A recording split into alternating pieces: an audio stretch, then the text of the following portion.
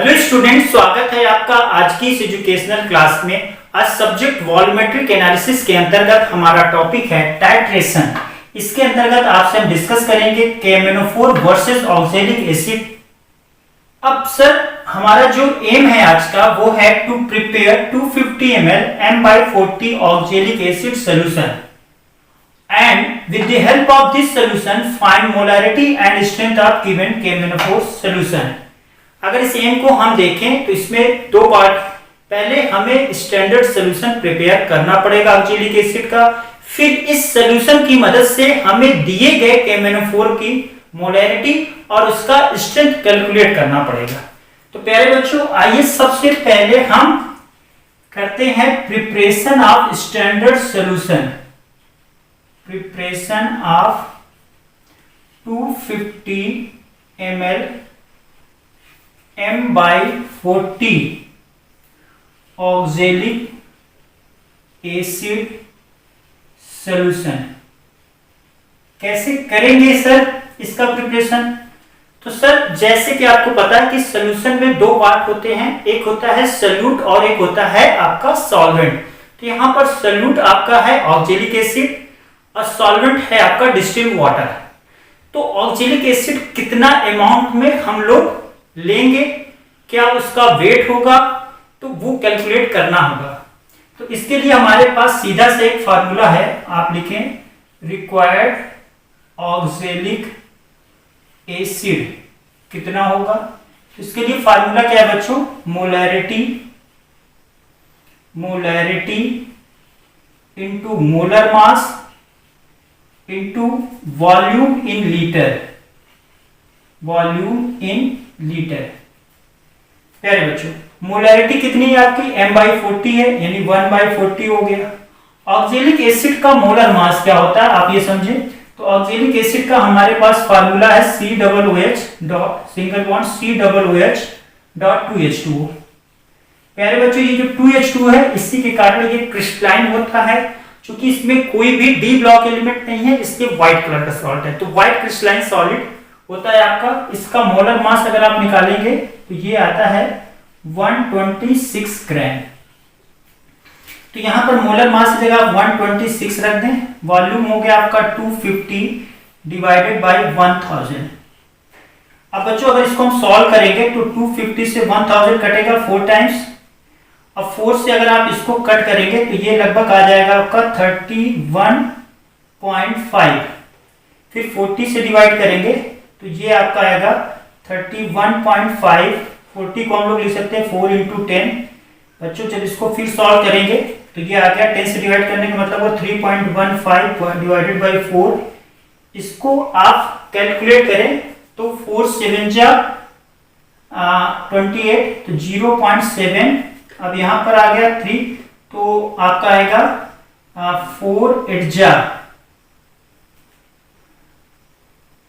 फिर 4 7 जा, फिर 4 5 जा। तो लगभग बच्चों आप देखेंगे तो ये आएगा आपका 0.7875 ये आ जाएगा। आप इसको कैलकुलेट कर लीजिए बच्चों। तो लगभग ये आपका 4 7 जा आ गया 28 और यहां बचेगा 3 और 5, तो फिर 8 जा और 7 5 0.7875 ग्राम हमको वेट करना होगा। तो कैसे करेंगे वेट सर इसको? तो वेट करने के लिए कोई चीज हम इसमें लेंगे, या तो आप वॉच ग्लास ले सकते हैं, या आप वेइंग ट्यूब ले सकते हैं, या कोई फिल्टर पेपर भी यूज कर सकते हैं।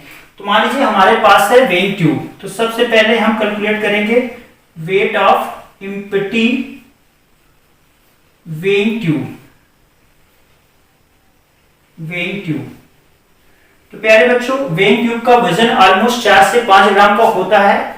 तो मैंने मान लीजिए मेरे पास जो वेइंग ट्यूब था उसका वजन है 4.52 ग्राम।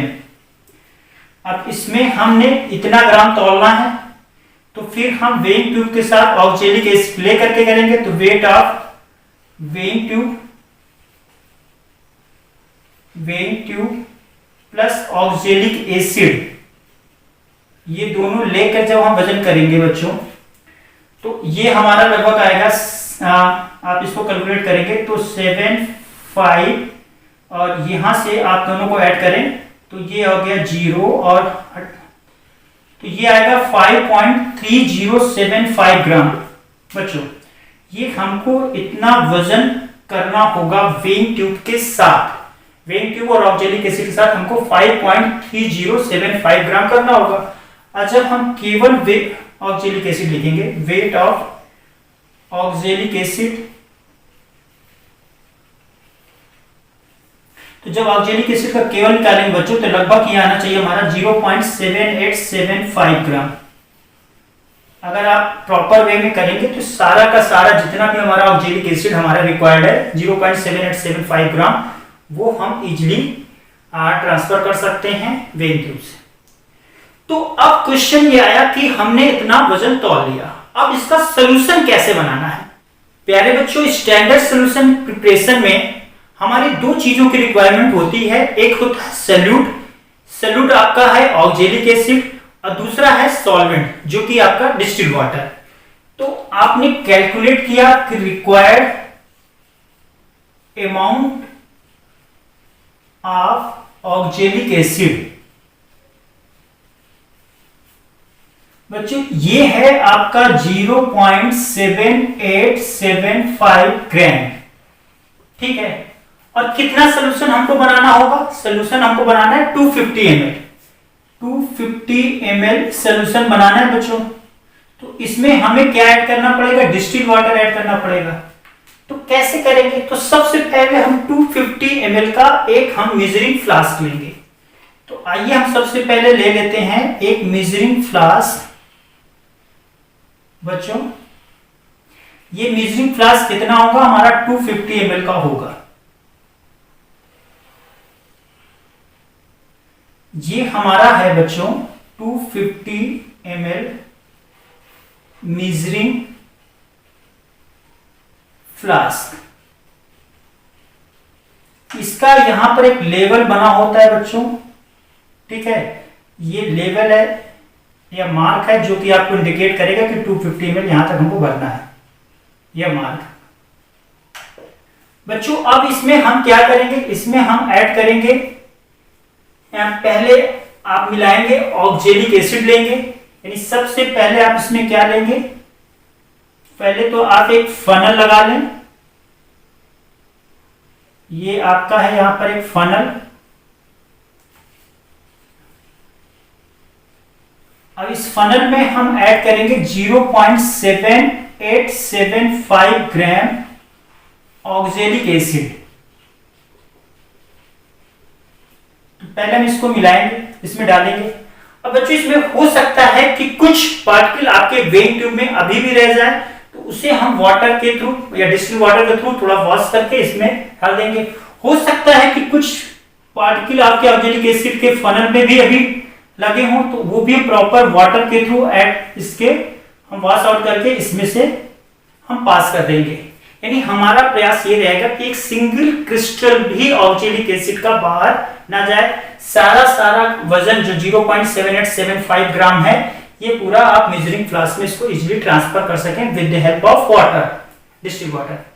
बच्चों अब इसमें क्या है, आपने थोड़ा सा आपने ले लिया ऑक्जेलिक एसिड, आपने इसमें क्या लिया बच्चों, ऑक्जेलिक एसिड ले लिया, साथ में आप इसमें मिला रहे हैं डिस्टिल्ड वाटर, अब प्लस डिस्टिल्ड वाटर मिलाएंगे, डिस्टिल्ड ऑक्जेलिक एसिड है और डिस्टिल्ड वाटर है। बच्चों डिस्टिल्ड वाटर ऐड करने का तरीका यह है कि पहले हम थोड़ा सा डिस्टिल्ड वाटर मिलाएंगे। जब थोड़ा सा डिस्टिल्ड वाटर बच्चों आपने मिला दिया तो इसको प्रॉपर मिक्स करेंगे, स्टर करेंगे। इसमें आप मिला रहे हैं डिस्टिल्ड वाटर, फिर आप इसको स्टर करेंगे, प्रॉपर मिक्स करेंगे। स्टर का मतलब आप इसको प्रॉपर मिक्स करेंगे जिससे ये हमारा होमोजीनियस बना रहे। अब इसमें एक चीज का ध्यान रखना है बच्चों कि लास्ट फ्यू ml, आप ये ध्यान रखिएगा कि जब last few ml of distilled water जो हो बच्चों, distilled water should added very carefully, should added very carefully बच्चों हमारा ये प्रयास रहेगा कि किसी भी कीमत पर 250 ml से ज्यादा ना होने पाए। अगर ऐसा हो गया कि ये 250 ml जो हमारा लेवल है या मार्क बना है यहाँ पर, उससे ये ज्यादा हो गया तो हमारी सारी मेहनत खराब हो जाएगी और हमें फिर से सोल्यूशन बनाना पड़ेगा। तो हम लास्ट के few ml water, distilled water add करते समय बहुत सावधानी रखेंगे और इसके लिए हम यूज कर सकते हैं या तो हम पिपेट यूज कर लें बच्चों, या हम यूज कर सकते हैं आपका कोई ड्रॉपर वगैरह इस्तेमाल कर सकते हैं, प्रॉपर वे में ड्रॉपर यूज करेंगे। और लास्ट के फ्यू ml हम बहुत सावधानी पूर्वक ड्रॉप बाय ड्रॉप यहां पर ऐड करेंगे और कोशिश करेंगे ये जो लोअर मिनिस्कस, चूंकि ऑक्जेलिक एसिड का सोल्यूशन क्या है, कलरलेस सोल्यूशन है, तो लोअर मिनिस्कस को टच करे, ये लोअर मिनिस्कस है, इसको टच करके हुए ले। तो कलरलेस सोल्यूशन है हमारा, कलरलेस है, तो कलरलेस में हम लोग क्या टच करते हैं, लोअर मिनिस्कस लेवल टच करेंगे। यानी अगर हमारा ये लोअर मिनिस्कस लेवल टच हो जाएगा तो हमारा ये सोल्यूशन प्रिपेयर होगा। लेकिन बच्चों यहां पर एक चीज फिर आप ध्यान रखेंगे कि अभी भी जो इसका अपर पार्ट है ये डाइल्यूटेड होगा और जो इसका लोअर पार्ट है बच्चों ये कहीं ना कहीं अभी कंसंट्रेटेड है। तो हम क्या करेंगे, मेरी एडवाइस है कि आप इसको ट्रांसफर कर लें एक बीकर में। बच्चों इसको एक बीकर में ट्रांसफर करेंगे, तब इसके बाद फिर हम इसका टाइट्रेशन आगे स्टार्ट करेंगे। सर क्या पूरा प्रोसेस एक बार फिर से बता देंगे? हाँ बिल्कुल बच्चों, स्टैंडर्ड सॉल्यूशन बनाने का तरीका क्या है कि आपको दो चीजें चाहिए, एक सॉल्यूट जो कि आपका ऑक्जेलिक एसिड है, कितना लेना होगा ये जब आप कैलकुलेट करेंगे तो आएगा 0.7875 ग्राम। तो ये आप सॉल्यूट मिलाएंगे विथ वाटर के साथ, ठीक है, कि हमारा सॉल्यूशन बन जाए कितना 250 ml। तो पहले आप मेजरिंग फ्लास्क ले लिए 250 ml का, एक फनल के थ्रू आप सॉल्यूट डालेंगे, फिर उसमें आप डिस्टिल्ड वाटर प्रॉपर मिक्स करेंगे। हमारा प्रयास ये रहेगा कि एक सिंगल क्रिस्टल भी ऑक्जेलिक एसिड का जो है वेस्ट ना होने पाए या इधर उधर ना गिरने पाए, सारे के सारे इसमें क्रिस्टल जो है उस आप जो है ऑक्जेलिक एसिड को यहाँ पर ट्रांसफर कर सकें मेजरिंग फ्लास्क में with the help of distilled water. और लास्ट का जो few ml of distilled water है बच्चों, इसको बहुत सावधानी पूर्वक रखना पड़ेगा हमें। हम कभी भी नहीं चाहेंगे कि हमारा सोल्यूशन जो है 250 ml से ज्यादा हो जाए। अगर ऐसा होता है तो हमारी सारी मेहनत खराब हो जाएगी और हमें फिर से सोल्यूशन प्रिपेयर करना पड़ेगा। तो फ्यू ml लास्ट के, इसके लिए हम लोग या तो पिपेट यूज करें या तो ड्रॉपर।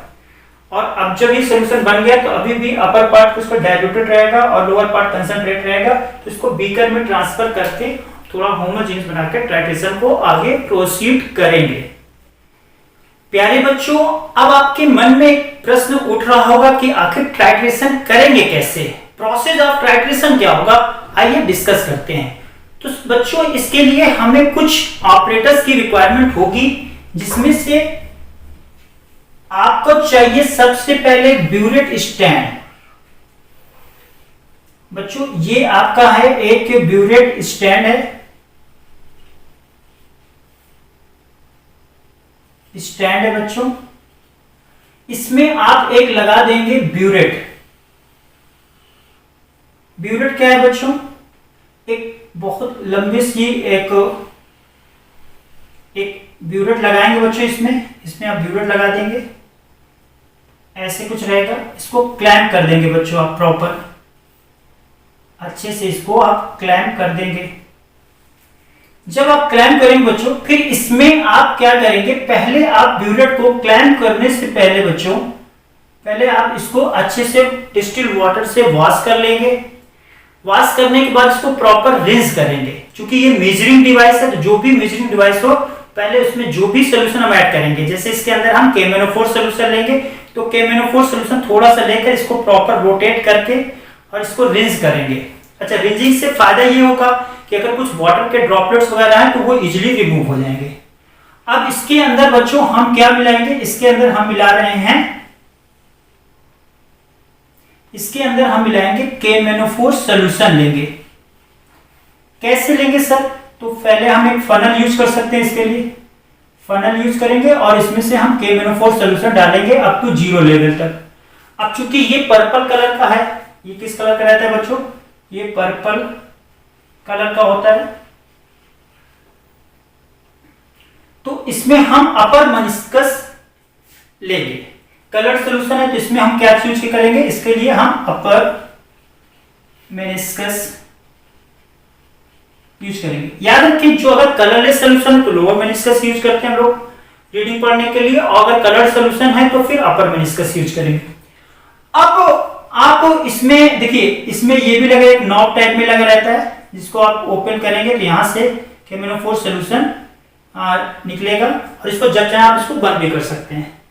बच्चों अब ध्यान क्या रखना है कि हमें एक दूसरा सोल्यूशन भी लेना पड़ेगा जो कि है oxalic acid. Oxalic acid solution हम लोग कैसे लेंगे, तो उसके लिए हम लोग एक पहले लेंगे कोनिकल फ्लास्क। बच्चों ये है आपका एक कोनिकल फ्लास्क,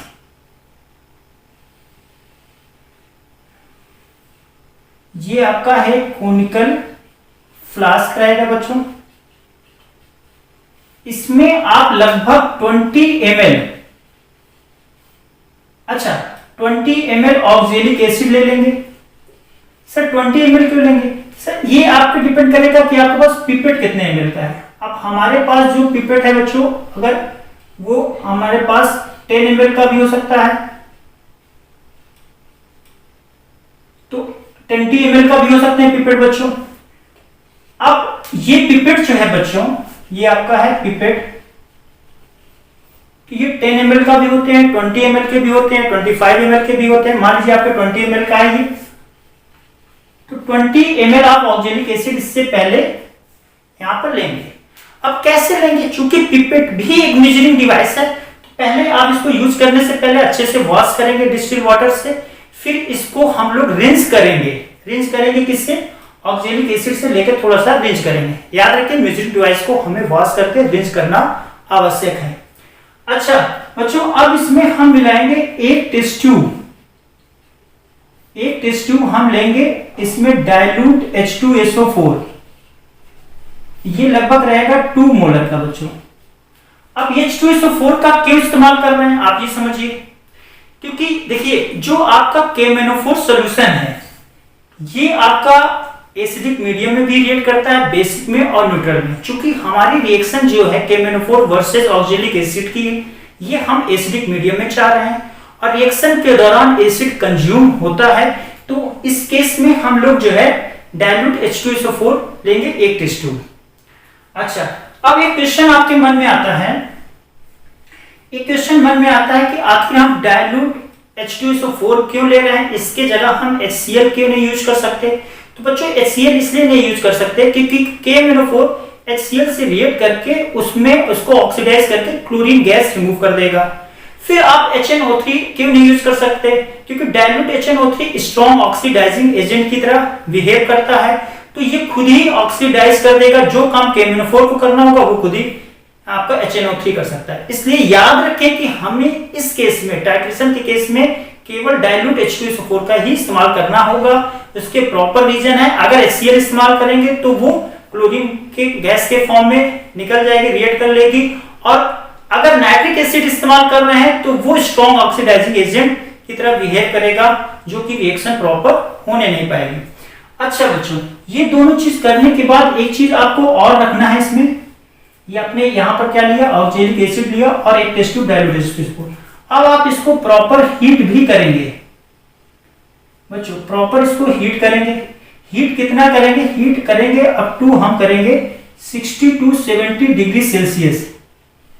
ऐसा करना इसलिए जरूरी है क्योंकि ऑक्जेलिक एसिड का KMnO4 के साथ रिएक्शन बहुत स्लो होती है। रिएक्शन को हम थोड़ा स्पीड अप करने के लिए, रेट ऑफ रिएक्शन बढ़ाने के लिए इसको हम 60 to 70 डिग्री सेल्सियस हीट करेंगे। अब आपके मन में क्वेश्चन है कि 60 to 70 डिग्री सेल्सियस हमें कैसे पता चलेगा, तो या तो आप थर्मामीटर का इस्तेमाल कर लें, या तो आप जब इसको ऐसे टच करेंगे तो देखेंगे तो गर्म रहेगा, तो आप थोड़ा सा कोनिकल फ्लास्क को हल्का सा टिल्ट करके यहाँ टच करेंगे। अगर वो आपको लगेगा अनबेरेबल होगा, थोड़ा सा गर्म लगेगा, तो फिर आप मान लें लगभग 60-70 है। एक तरीका और भी, जब यहाँ पर हल्के हल्के वाटर ड्रॉपलेट्स टाइप में यहाँ कुछ बनने लगे तो आप समझ लीजिए कि लगभग 60 to 70 डिग्री सेल्सियस टेम्परेचर आपका मेंटेन हो गया। अब बच्चों क्या करेंगे, अब ये चीज आप यहां पर रखेंगे मिरर के सामने। अब आपको टाइट्रेशन कराना है तो टाइट्रेशन कराना है तो आप जो दोनों सॉल्यूशन को लेना पड़ेगा, यानी आपने लिया है बच्चों, इसमें आपने भरा है KMnO4 सॉल्यूशन, ब्यूरेट में आपने भरा है KMnO4 सॉल्यूशन। इसको आप इसमें 0 ml तक भर लेंगे, अपर मेनिस्कस लेवल तक। ठीक है बच्चों, तो ये KMnO4 सॉल्यूशन है आपका। और नीचे जो आप ले रहे हैं कोनिकल फ्लास्क में बच्चों, ये आप लेंगे, इसमें ऑक्जेलिक एसिड ले रहे हैं। ऑक्जेलिक एसिड आप जो आपके पास पिपेट रहेगा, जैसे हमारे पास 20 ml का, तो 20 ml यूज कर सकते हैं आप, 10 ml का, 15 ml का भी यूज कर सकते हैं। तो ऑक्जेलिक एसिड यहां पर हमने लिया है 20 ml, और आपने लिया है एक test tube dilute H2SO4 use कर रहे हैं। डाइल्यूट H2SO4 इसलिए इस्तेमाल कर रहे हैं क्योंकि हमें एसिडिक मीडियम में रिएक्शन करानी होगी। HCl क्यों नहीं ले सकते, आपको रीजन पता है, क्योंकि क्लोरीन गैस बना लेगा, ऑक्सीडाइज हो जाएगा। और HNO3 क्यों नहीं लेंगे, क्योंकि HNO3 स्ट्रॉन्ग ऑक्सीडाइजिंग एजेंट की तरह बिहेव करेगा।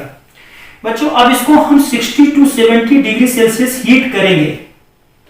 इसको हम थोड़ा सा इसको हीट भी करते हैं, तो इसलिए हीट क्यों कर रहे हैं ये भी आपको पता है, क्योंकि ये रिएक्शन को हम रेट बढ़ाना चाह रहे हैं। अब ये आप इन दोनों की प्रॉपर जब रिएक्शन होगी तो आप देखेंगे कि हर बार ये कलरलेस आ जाएगा। हर बार जब आप डालेंगे तो यहां पर कलरलेस मिल जा रहा है। फिर एक ऐसा पॉइंट आएगा बच्चों, टाइट्रेशन के दौरान एक ऐसा पॉइंट आएगा जिसमें colourless to permanent light pink होगा। यही एंड पॉइंट होगा, इसी रीडिंग को हमें नोट करना है। यानी एंड पॉइंट क्या होगा बच्चों, एंड पॉइंट आप नोट कर लें। तो अगर हम एंड पॉइंट की बात करेंगे तो हर बार क्या होगा, कलरलेस होगा। जहां पर कलरलेस से परमानेंट लाइट पिंक कलर हो जाए, परमानेंट लाइट पिंक कलर होगा बच्चों, वो आपका रीडिंग होगा, वही एंड पॉइंट होगा। अब ऐसे 3-4 बार हम एक्सपेरिमेंट को रिपीट करेंगे और कॉन्कॉर्डेंट वॉल्यूम प्राप्त करने का प्रयास करेंगे। कॉन्कॉर्डेंट वॉल्यूम क्या होता है, कॉन्कॉर्डेंट वॉल्यूम वो होता है जिसमें दो सिमिलर रीडिंग सिमिलर हो जाए, तो उसको हम लोग कहेंगे कॉन्कॉर्डेंट वॉल्यूम। अच्छा बच्चों, तो ये आप करके फिर आगे हम देखेंगे कि कैलकुलेशन कैसे होगा। सर क्या प्रोसेस एक बार दोबारा बता देंगे? हाँ बिल्कुल, आप ब्यूरेट में रखेंगे KMnO4, पर्पल कलर का ये अननोन सॉल्यूशन होता है बच्चों, अननोन सॉल्यूशन होगा, और ये ऑक्सीडाइजिंग एजेंट की तरह बिहेव करेगा, ऑक्सीडाइजिंग एजेंट होगा। तो यहां पर दूसरा सॉल्यूशन जो होगा ऑक्जेलिक एसिड का, वो आप कोनिकल फ्लास्क में लेंगे 20 ml, और एक टेस्ट ट्यूब H2SO4 के साथ। H2SO4 इसलिए लेते हैं एसिडिक मीडियम के लिए। फिर इसको 60 to 70 डिग्री सेल्सियस हीट करेंगे। हीट क्यों करते हैं, क्योंकि रिएक्शन की स्पीड को हम बढ़ाना चाहते हैं। अब ये जब आपस में टाइट्रेट करेंगे, रिएक्शन कराएंगे, तो एंड पॉइंट आएगा जहां पर वो colourless to permanent light pink colour होगा। बच्चों यहां पर हम कोई भी इंडिकेटर इस्तेमाल नहीं कर रहे हैं, यहां पर KMnO4 सेल्फ इंडिकेटर होगा। आप ये भी याद कर लें कि जो आपका KMnO4 है यहां पर बच्चों, KMnO4 सॉल्यूशन जो है ये एक सेल्फ इंडिकेटर होगा, सेल्फ इंडिकेटर। यानी जैसे आप क्लास 11th में आपने देखा है कि आप मेथिल ऑरेंज या फिनोक्सिलिन इंडिकेटर के रूप में इस्तेमाल करते हैं, तो यहां पर कोई हम अलग से इंडिकेटर इस्तेमाल नहीं कर रहे हैं। जो हमारा KMnO4 सॉल्यूशन भरा है ये ही खुद ही इंडिकेटर की तरह बिहेव करेगा। अच्छा सर, ऑक्सीडाइजिंग एजेंट क्यों है? क्योंकि इसमें ऑक्सीजन का परसेंटेज ज्यादा O4 है, इसलिए ऑक्सीडाइजिंग की तरह बिहेव करेगा। पर्पल कलर का क्यों होता है? क्योंकि डी ब्लॉक एलिमेंट है Mn, तो ये पर्पल कलर का होगा। प्यारे बच्चों आइए नोट करते हैं कि क्या क्या ऑब्जर्वेशन हमने लिए हैं। तो लिखें आप ऑब्जर्वेशन, तो volume of oxalic acid use in each titration, her titration में वॉल्यूम हम कितना ले रहे हैं, तो 20 ml। अब हम चाह रहे हैं कि वॉल्यूम ऑफ KMnO4 कितना होगा, वॉल्यूम ऑफ KMnO4 सॉल्यूशन निकालना चाह रहे हैं बच्चों। तो इसके लिए हम लोग एक टेबल बनाएंगे। टेबल में हम लिखेंगे आपके साथ सीरियल नंबर लिख लिए और फिर लिखेंगे initial reading of burette. Initial reading लिखेंगे बच्चों ऑफ ब्यूरेट की, जिसमें केमेनोफोर पड़ा है, ये ml में आएगा। फिर आपका नोट करेंगे फाइनल रीडिंग, नोट करेंगे ऑफ ब्यूरेट का। बच्चों ये भी आपका ml में है। अब फिर वॉल्यूम ऑफ केमेनोफोर सॉल्यूशन लिखेंगे, वॉल्यूम ऑफ केमेनोफोर सॉल्यूशन कितना यूज हो रहा है बच्चों, ये आपसे हम डिस्कस करेंगे। तो मान लीजिए आपने पहला जो रीडिंग लिया, इनिशियल रीडिंग हम हर बार मान लें कि हमारा 0 ml है, 0.0 ml, तो हम हर बार ये मान ले रहे हैं। पहली रीडिंग आपने कैलकुलेट की। अब मान लीजिए आपका जो एंड पॉइंट आया, एंड पॉइंट क्या होता है, जिसमें colourless to light pink colour आएगा। तो एंड पॉइंट आपका मान लीजिए आ गया 14.2 ml बच्चों। फिर आपने दूसरी रीडिंग कैलकुलेट की, तो उसमें देखा 0.0, फिर आपने ले लिया ब्यूरेट पे। फिर दूसरा एक्सपेरिमेंट कराया, उसमें देखा आपने 14.1 ml मान लीजिए आ गई। तीसरी रीडिंग लिखी, तो इनिशियल तो हम फिर हर बार 0 कर ले रहे हैं। फाइनल आपका मान लीजिए फिर आ गया 14.1 ml। अब ये दो रीडिंग आपकी सेम आ गई, तो इसी को हम लोग बोलेंगे कॉन्कॉर्डेंट वॉल्यूम। आप पहले फाइनल टू इनिशियल घटा ले बच्चों, ये आपका V1 होगा, ये V2 होगा, और आप वॉल्यूम आप केमेनोफोर करेंगे तो V2 माइनस V1 हो जाएगा। तो इससे जब आप इसको घटाएंगे तो ये लगभग तो वही आएगी 14.2 ml, क्योंकि इनिशियल हमने 0 मानी है। ये आपका 14.1 ml और ये 14.1 ml। तो जब यहां से आप देखेंगे तो ये दो वॉल्यूम आपके सिमिलर हैं, तो इसी को हम लोग बोलते हैं कॉनकॉर्डेंट वॉल्यूम। क्या हो गया बच्चों, ये आपका हो गया कॉनकॉर्डेंट वॉल्यूम। ये कितना आएगा 14.1 ml। अब आप सोच रहे हैं कि कॉनकॉर्डेंट वॉल्यूम क्या होता है बच्चों। तो कॉनकॉर्डेंट वॉल्यूम बच्चों वो होता है जिसमें दो रीडिंग सिमिलर हो जाए। तो देखिए यहां पर ये दो रीडिंग सिमिलर हो गई, तो इसको हम कॉनकॉर्डेंट वॉल्यूम लिख लेंगे। प्यारे बच्चों आइए अब आपसे डिस्कस करते हैं रिएक्शन पार्ट का। चूंकि आपका टाइट्रेशन रिडॉक्स टाइट्रेशन है, जिसमें एक सॉल्यूशन आपका ऑक्सीडाइजिंग एजेंट की तरह बिहेव करेगा। बाय डिफॉल्ट क्लास 12 में KMnO4 सॉल्यूशन ऑक्सीडाइजिंग एजेंट होगा, और दूसरा जो सॉल्यूशन आपका है बच्चों ऑक्जेलिक एसिड, वो आपका रिड्यूसिंग एजेंट की तरह बिहेव करेगा। आइए देखें रिएक्शन कैसे होगी। तो आयनिक फॉर्म में अगर रिएक्शन लिखें तो KMnO4 को हम लोग लिख सकते हैं MnO4-।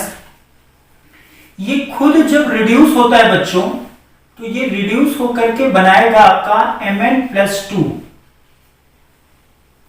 अब आप देखें कि यहां पर 4 ऑक्सीजन है, ऑक्सीजन को बैलेंस करने के लिए आप क्या जोड़ेंगे 4 वाटर। अब यहां पर हाइड्रोजन कितने बच्चों, हाइड्रोजन है 8, तो इसको आप यहां पर लिखेंगे 8H+। अब थोड़ा सा समझिए कि 8H+ में से 1 माइनस करें तो कितने आएंगे 7+। यहां पर है आपका 2+, डिफरेंस कितना है 7 में से 2 गए तो 5, यहां पर आप ऐड करेंगे 5 इलेक्ट्रॉन को। तो ये बच्चों आपकी हो गई फर्स्ट रिएक्शन। अच्छा दूसरा आपके पास है ऑक्जेलिक एसिड, जिसको हम आयनिक फॉर्म में लिख सकते हैं C2O4-2। ये आपका ऑक्सीडाइज होकर के बनाता है CO2। आप देखिए 2 कार्बन है, तो आप यहां पर 2CO2 लिख सकते हैं। यहां पर -2 चार्ज है, तो चार्ज को बैलेंस करने के लिए आप इधर ऐड कर देंगे 2 इलेक्ट्रॉन बच्चों। ठीक है बच्चों, अब क्या करना है कि ये हमारी हो गई क्वेश्चन नंबर 2।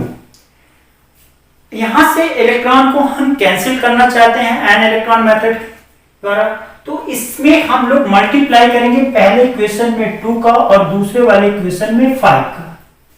जब ये मल्टीप्लाई करेंगे बच्चों, तो जब 2 का मल्टीप्लाई कर रहे हैं तो ये आएगा आपका 2MnO4- और ये हो जाएगा आपका 16H+ प्लस बच्चों हो गया 10 इलेक्ट्रॉन। अब एरो बना के लिखेंगे तो ये आ जाएगा आपका 2Mn+2 प्लस बच्चों आएगा आपका ये 8H2O। अब दूसरे वाले में आपने 5 का मल्टीप्लाई किया है, तो ये इक्वेशन हो जाएगी आपके बच्चों 5 C2O4 माइनस 2। यहां पर जब मल्टीप्लाई करेंगे 5 का तो आ गया आपका 10 CO2 और 10 इलेक्ट्रॉन। बच्चों जब आप इसको इलेक्ट्रॉन वगैरह कैंसिल कर देंगे तो 10 इलेक्ट्रॉन कैंसिल हो गए। फाइनल इक्वेशन जो आपके बन के आ रही है वो है 2MnO4 minus plus 5C2O4 minus 2 plus 16H plus. अब प्लस बच्चों आपका एरो बना के लिखेंगे तो 2Mn प्लस 2 और यहां पर आएगा आपका 10CO2 और साथ में आएगा 8 वाटर। बच्चों ये आपका कंप्लीट फाइनल इक्वेशन है। इस इक्वेशन में अगर आप देखें कि 2 मोल MnO4 के यूज हो रहे हैं रिएक्शन के दौरान 5 मोल ऑक्जेलिक एसिड के साथ। तो अगर हम फार्मूला लिखें, अगर हम फार्मूला बनाएं बच्चों, तो आप ये कह सकते हैं कि फार्मूला में पहले हम लेंगे नंबर ऑफ मोल्स इक्वल करेंगे। तो नंबर ऑफ मोल्स KMnO4 के कितने हैं बच्चों? 2। तो मोल्स को आप क्या डिफाइन करते हैं? मोल्स आप बराबर डिफाइन करते हैं मोलैरिटी इनटू वॉल्यूम। तो यहां पर आप लिख सकते हैं कि molarity of KMnO4 into volume of KMnO4 बच्चों डिवाइडेड बाय KMnO4 के कितने मोल्स यूज हो रहे हैं? 2। तो यहां पर डिवाइडेड बाय 2 हो गया। ये आपका पहला सॉल्यूशन हुआ KMnO4 के लिए नंबर ऑफ मोल्स। दूसरा आपका ऑक्जेलिक एसिड है, तो आप लिखेंगे कि molarity of oxalic acid into volume of oxalic acid बच्चों। वॉल्यूम किसका बच्चों? ऑफ वॉल्यूम आप लिखें नीचे ऑक्जेलिक एसिड का और फिर आप डिवाइडेड बाय इसके कितने मोल्स यूज कर रहे हैं? 5। तो ये फार्मूला हम लोग यूज करेंगे कैलकुलेशन पर्पस से। तो बच्चों आपने देखा इसमें रिएक्शन क्या हो सकती है और फार्मूले में आप ध्यान दें, ये जो 2 आया है ये 2 मोल MnO4 के यहां यूज हुए हैं और ये जो 5 आया बच्चों ये ऑक्जेलिक एसिड के मोल्स यहां पर जो रिक्वायर्ड थे वही यूज किए हैं। प्यारे बच्चों आइए डिस्कस करते हैं कैलकुलेशन पार्ट की। कैलकुलेशन करना है तो आपके पास फार्मूला होना चाहिए। फार्मूला आपको याद है तो आपने लिखा था कि मोलैरिटी ऑफ KMnO4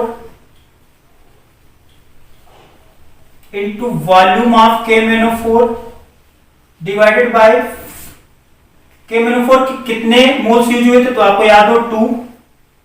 फिर आप इसी तरह दूसरा हमारा जो सोल्यूशन था वो ऑक्जेलिक एसिड का था तो इसके भी मोल्स लिखते हैं। तो molarity of oxalic acid into volume of oxalic acid divided by 5। बच्चों अब इसमें वैल्यू पुट कर दें तो KMnO4 की मोलैरिटी हमें निकालनी है तो इसको तो ऐसे ही लिखा रहने दें। वॉल्यूम ऑफ KMnO4 आपने ये निकाला था, वॉल्यूम ऑफ KMnO4 ये आपने निकाला था तो ये आया था 14.1 ml। ये वैल्यू क्या थी? ये कॉन्कॉर्डेंट वॉल्यूम जो आपने लिखा था, कॉन्कॉर्डेंट वॉल्यूम आया था और ये आया था आपका बाय एक्सपेरिमेंट के दौरान। एक्सपेरिमेंट में आपने जो एंड पॉइंट निकाला था जहां पर आपका colourless to light pink permanent मिलता था वो रीडिंग हमने निकाली। 2 रीडिंग सिमिलर थी, वो वॉल्यूम की हम बात कर रहे हैं 14.1 ml।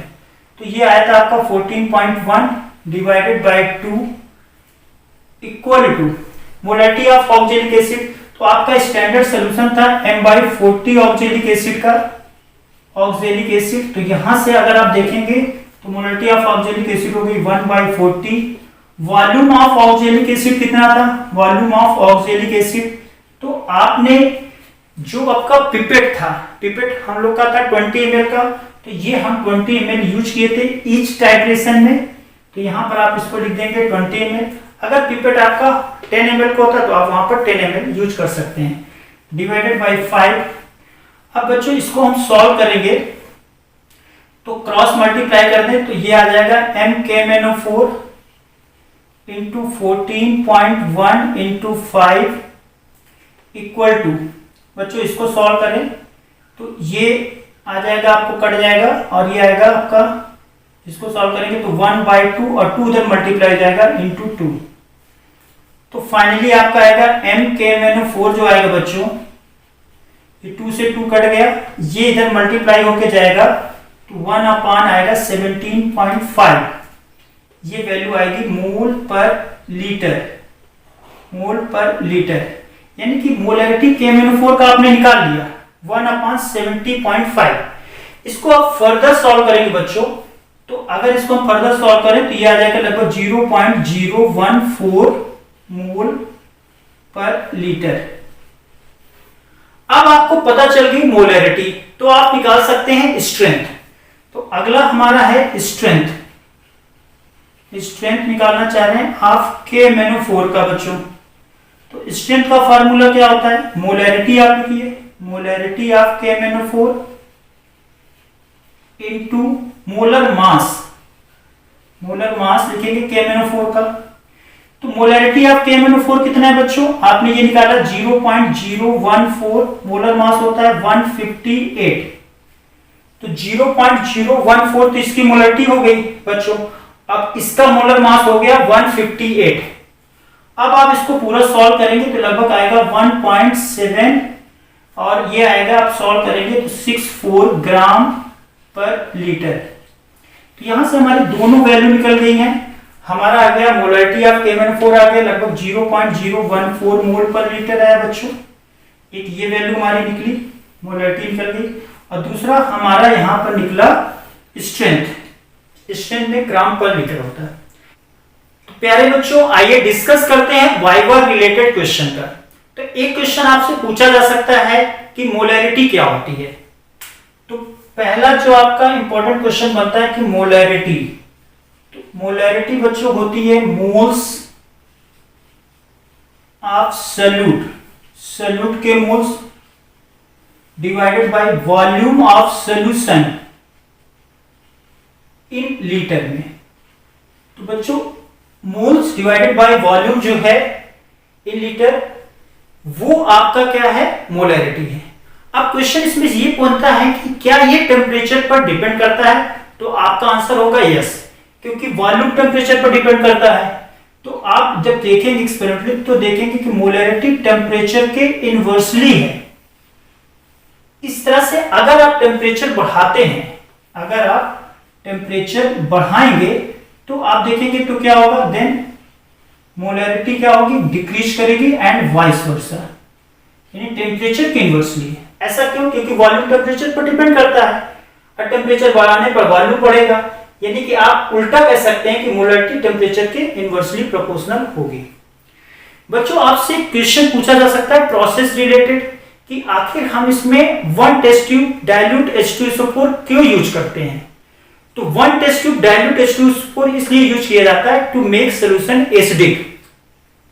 तो आपसे क्वेश्चन पूछ सकते हैं कि use of 1 test tube dilute H2SO4, कितना डाइल्यूट होता है बच्चों, लगभग वो होता है 2 मोलर का।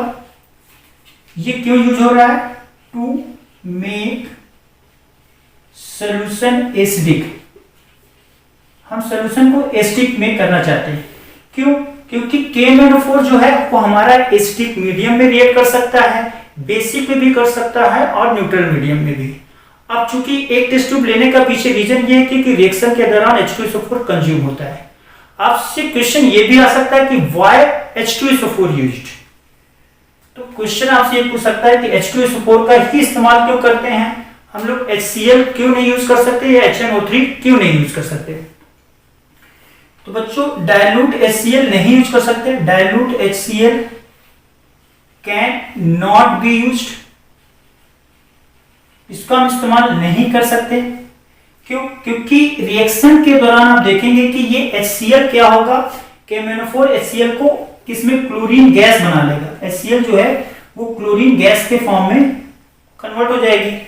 दूसरा HNO3 भी यूज नहीं कर सकते बच्चों, हम डाइल्यूट HNO3 भी यूज नहीं कर सकते, ये भी can not be use, can not be use, इसलिए क्योंकि ये क्या है, ये स्ट्रॉन्ग ऑक्सीडाइजिंग एजेंट की तरह बिहेव करता है और HNO3 ऑक्सीडाइज कर देगा, जो काम हमारा KMnO4 को करना था वो HNO3 कर देगा। इसलिए हम याद रखें कि केवल हमको कौन सा यूज करना है, डाइल्यूट H2SO4 यूज करना है। प्यारे बच्चों एग्जामिनर आपसे क्वेश्चन पूछ सकता है कि अगर कलरलेस सॉल्यूशन है तो आप किस तरह की रीडिंग पढ़ना पसंद करेंगे? तो कलरलेस सोल्यूशन में हमेशा हम लोअर मेनिस्कस रीडिंग पढ़ते हैं और कलर सोल्यूशन में हमेशा अपर मेनिस्कस। आपसे क्वेश्चन पूछा जा सकता है स्टैंडर्ड सोल्यूशन क्या होता है? तो ऐसा सोल्यूशन जिसकी मोलैरिटी और स्ट्रेंथ यानी कि वॉल्यूम पता हो, उसको हम आप क्या बताएंगे? Standard solution. प्यारे बच्चों, स्टैंडर्ड सोल्यूशन से रिलेटेड आपसे क्वेश्चन एक बनता है वो कि किन बातों का हमें विशेष तौर पर ध्यान रखना चाहिए। तो पहले हम जो वे कर रहे हैं, जो वेट करेंगे अमाउंट ऑफ ऑक्जेलिक एसिड, वो प्रॉपर होना चाहिए। दूसरा, last few ml of distilled water should be added very carefully, और इसके लिए हम पिपेट का या ड्रॉपर का इस्तेमाल कर सकते हैं।